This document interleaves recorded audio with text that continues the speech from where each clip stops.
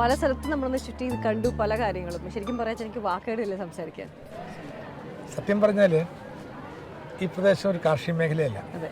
അപ്പം തെങ്ങിന് ഇടവിളയായിട്ടും പാടത്ത് തുടർവിളയായിട്ടും ഇപ്പോൾ എല്ലാവരും പച്ചക്കറി കൃഷി.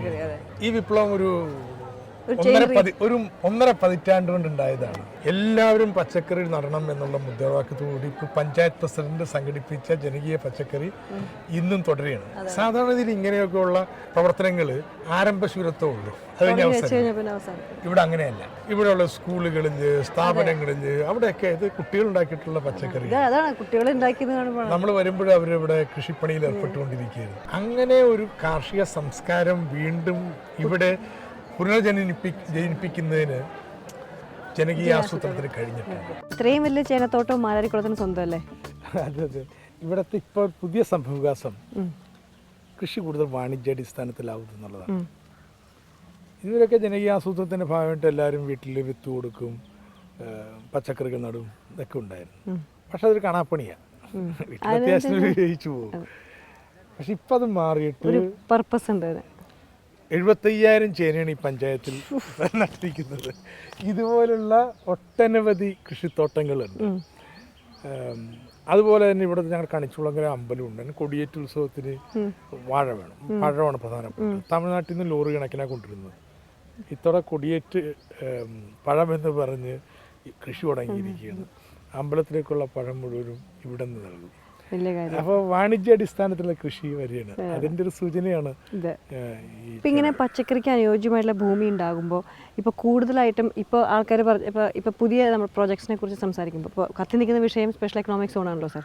അപ്പോൾ ഇങ്ങനെ അനുയോജ്യമായി കൃഷിക്ക് അനുയോജ്യമായി ഭൂമി പോകും ഇങ്ങനത്തെ നല്ല നല്ല പ്രോജക്ട്സ് വരുമ്പോൾ എന്ന് പറയുന്നത് എങ്ങനെയാണ്? ഇല്ലെന്ന്.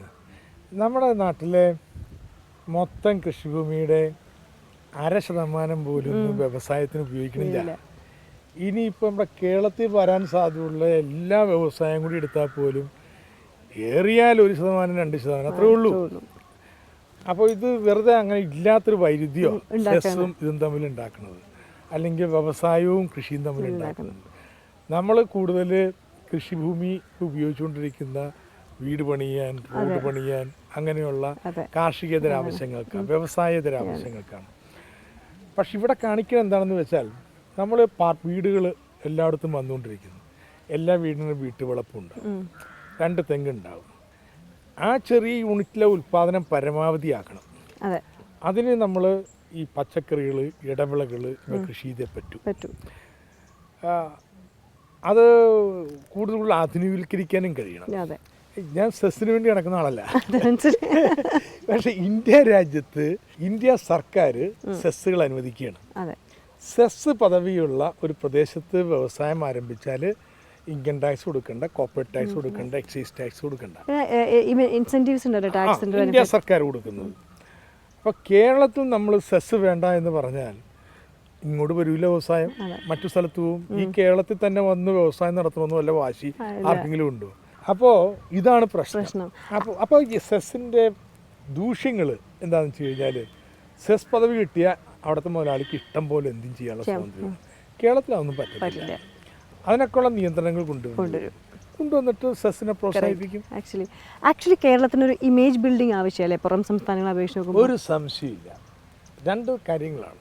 ഒന്ന്, ഇവിടെ മറ്റ് സംസ്ഥാനങ്ങളെ അപേക്ഷിച്ച് കമ്മ്യൂണിസ്റ്റുകാരും കമ്മ്യൂണിസ്റ്റ് പാർട്ടിയും ട്രേഡ് യൂണിയനും ഒക്കെ ഉള്ളതുകൊണ്ട് ചുവപ്പ് പേടിയുണ്ട് പുറത്ത്. ഒരു hypothetical question, if chief minister ആയിരുന്നുവെങ്കിൽ സാർ ഇപ്പോൾ VS ചെയ്ത ഏതെങ്കിലും ഒരു കാര്യം സാർ ചെയ്യാതിരിക്കുമോ? അങ്ങനെയുള്ള ഹൈപ്പോത്തറ്റിക്കൽ സിറ്റുവേഷനിലേ പെടാൻ ഞാൻ താല്പര്യപ്പെടുന്നില്ല. ഉത്തരം പറയില്ലെന്ന് എനിക്കറിയാം, എന്നിരുന്നാലും. But how was your relationship with the chief minister? He is my Politburo member. Yeah.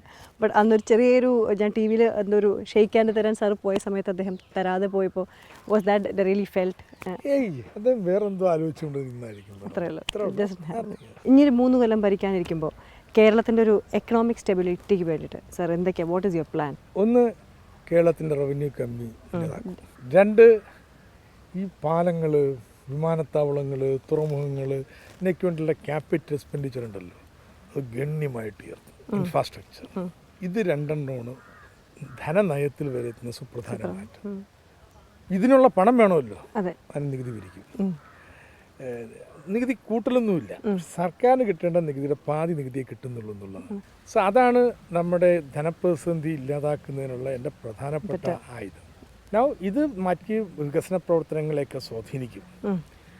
ഉദാഹരണത്തിന് നമുക്ക് വ്യവസായങ്ങൾ വളർച്ചയ്ക്ക് ഈ പാർക്കുകളൊക്കെ വന്നാൽ വലിയ സാധ്യതകളുണ്ട്. നമ്മുടെ ഇൻഫ്രാസ്ട്രക്ചർ മെച്ചപ്പെടുത്തിയിട്ടുണ്ടെങ്കിൽ കേരളത്തിലേക്ക് കൂടുതൽ മൂലധന നിക്ഷേപം വരും. ഞാൻ പ്രതീക്ഷിക്കുന്ന അടുത്ത 3 വർഷത്തിനുള്ളിൽ നമ്മുടെ ടൂറിസം മേഖലയിൽ വലിയ വളർച്ചയാണ്. ഇത്രയും കർഷകരുടെ കൂടെ whole day I mean actually literally chasing you എന്ന് പറയാം. അപ്പോൾ ഈ കർഷകരുടെ കൂടെ ഇരിക്കുമ്പോൾ ഒരു മാനസികാവസ്ഥ ഉണ്ടല്ലോ. I തറലി enjoy. ഒരുപക്ഷെ ഞാൻ എൻ്റെ ധനമന്ത്രിയുടെ റോളിനേക്കാൾ ഇഷ്ടപ്പെടുക എൻ്റെ പഞ്ചായത്ത് തലത്തിലെ പ്രവർത്തനങ്ങളാണ്. ഒന്ന് മനുഷ്യന്മാരോടാണ് നമ്മൾ ഇടപെടുന്നത്. ഞാനിപ്പോൾ മിനിസ്റ്റർ ആണെങ്കിലും എല്ലാ മാസവും മണ്ഡലത്തിൽ വരുന്നതിനും ഇങ്ങനെയുള്ള പ്രവർത്തനങ്ങൾക്കൊക്കെ നേരിട്ട് പരമാവധി പങ്കാളിയാവാനും ശ്രമിക്കാറുണ്ട്. ഡോക്ടർ തോമസ് ഐസക് ഈ മാരാരിക്കലും മണ്ഡലത്തിൽ വരുമ്പോൾ ഈ ഒരു പ്രസന്നത തിരുവനന്തപുരത്ത് പോകുമ്പോൾ ഉണ്ടാവാറില്ല എന്നുണ്ടോ?